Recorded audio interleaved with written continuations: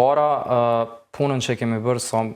do të mundohem të jem sa më i qartë për publikun, pra mbledhja e këtyre të dhënave vjen nga vetë institucionet. Pra, nuk është që ne kemi bërë ndonjë hulumtim në publik, pra janë të dhënat të cilat ekzistojnë brenda institucioneve përkatëse, sikurse që është Agjencia e Statistikave të Kosovës, Ministritë përkatëse, dhe këto janë dhënat të cilat ne i kemi fatkeqësisht për vitet 2023 dhe 2024.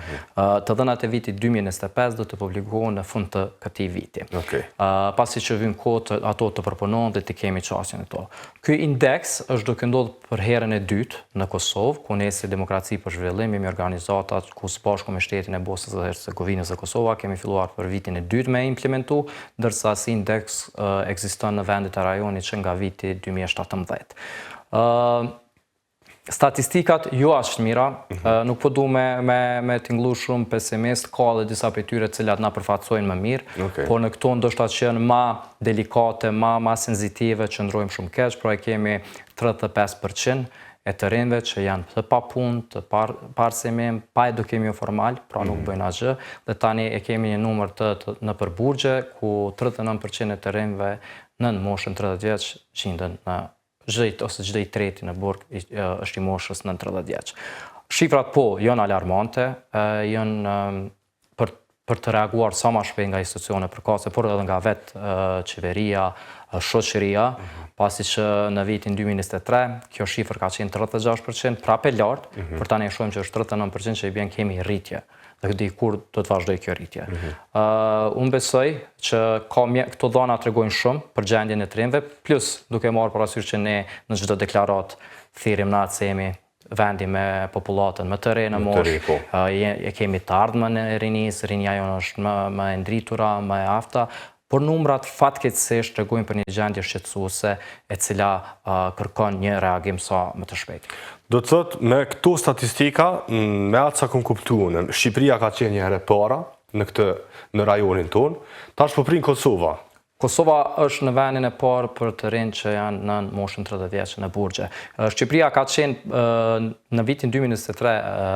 e para, pra tani ajo ka një përmirësim më të lehtë, por Kosova dhe Shqipëria pra janë nuk po mund ta them top list kur thuhet është diçka që tingëllon mirë, për të mirë, po ne jemi duke i prirë listës për ka aspekti i të rinjve në burgje që nuk është aq mirë. Shtetet tjera kanë përmirësim, ka pas disa prej shteteve që kanë qenë ndoshta keq, po përfshihet që ka përmirësime, tash mund të jetë që ndoshta ata të rinj në burgje e kanë të kaluar moshën e 30 vjet apo çka, por ka një përmirësim mjaft më të mirë krahasim me neve që jemi duke shkuar më keq. Ferit, cilat mund të jenë arsyet pse rinia sot unë e thashë në një ditë, e zgjedhë ndoshta burgun. Nuk ka hapësinë, nuk ka opsion tjetër në këtë vend? Kushtrojmë unë e kam problemin se ndoshta shumë e djume kanë marrë së pari këtë pjesën e burgjeve, rinisë në burgje, që në pajtona që është statistike keqe, po për mua është shumë ma problematike pjesa e të rinjve që nuk kanë kurfar angazhimi, që janë pra 35% prej tyre, të cilën nuk kanë arsimim, nuk janë të përfshirë në arsimim, nuk janë të përfshirë në punë, dhe ata unë e besoj që kanë mundësinë më të lehtë për të qenë pjesë e aktiviteteve ilegale dhe të jenë tani pjesë e burgjeve. Pra unë besoj që këtu shteti duhet ta ketë fokusin që të krijojë kushte sa më të mira për përfaqësimin e të rinjve, qoftë në aspekt social, ekonomik, qoftë edhe politik, të kemi më shumë angazhime, të kemi një sistem arsimor më gjithëpërfshirës, ku ne fatmirësisht në statistikën e regjistrimit në edukimin terciar, qëndrojmë shumë më mirë se shtetet e rajonit, në diplomim sidomos, por tani e kemi pjesën e papunësisë, dhe kjo tregon një hendek shumë të madh ndërsa asoj që ka prodhojmë nëpërmjet arsimit dhe sa po përputhet me tregun e punës. Pra, ka shumë gjëra për të studiuar dhe për të bërë analiza, por njëkohësisht besoj që është momenti të krijohet një strategji, një angazhim urgjent i gjitha institucioneve, qoftë duke përfshirë familjen, policinë, qeverinë, ministritë përkatëse, për të bërë një strategji dalëse nga kjo situatë dhe për të ndikuar në këtë, pasi që këto statistika po e shohim që nuk po përmirësohen aq shumë, dhe të krijojmë një gjithëpërfshirje edhe një program sa ma të mirë për rinin tonë, pasi që kjo shihem që kemi edhe emigrim të rinis në numër të madh. Me sa përqindje kemi përqindje për emigrim? Nuk e kena për emigrim, por besoj që në raportet tjera të organizatave tjera që bëjnë këtë, e di që cekët që ka në vitet fundit emigrim të madh të rinjve, qoftë për një punë më të mirë, qoftë për një jetesë më të mirë, ka edhe pjesa tjetër që synojnë me, që e quajmë ne brain drain, cilë shkojnë në pjesën për një jetesë më të mirë dhe studime dhe punë atje, por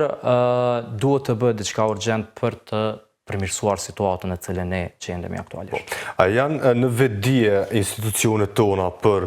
le të themi, këto hulumtime, ndonë se Agjencia Statistika normalisht që është e Republikës Kosovës,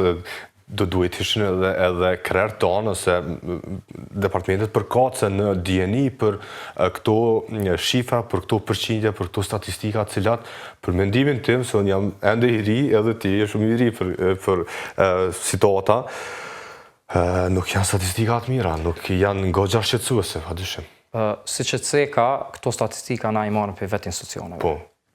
Problemi e në besoj që ata janë të njoftuar, sa ato statistika vijnë prej tyre, ndoshta kush nuk janë të njoftuar për këtë është publiku. Publiku nuk e ka idenë dhe kjo është pse është hartuar një indeks i këtij lloji ku i përfshin diku rreth 23 indikator, pak në total 25, por ne si Kosovë kemi arritur deri në 23 me i siguru, pasi dy të tjerë është problem të sigurohen.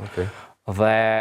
që me informu publikun paka shumë me gjendjen e rinisë se sa kanë qasje në aspektin ekonomik, social dhe politik. Pra e përmena pjesën studime, është edhe kjo pjesa politike, ku për shembull ne qëndrojmë shumë më mirë me të rinjt që janë në kuvendin ose parlamentin e Kosovës, krahasim me vendit të rajonit, pasi që kemi deputet, sidomos në legjislaturën e vitit 2024 që kanë qenë aktiv,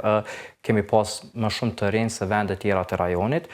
por kjo ishtë dashme qenë që këta të rinj me shty shumë politika për rini brenda kuvendit ose parlamentit të Kosovës, në që të mos kemi një gjendje të tillë. Duke marrë parasysh numrin e të rinjve sa shumë kemi, unë besoj që kjo gjendjen ishtë dashme qenë shumë e mirë dhe të kish pas orientim shumë të madh në zhvillimin e politikave për të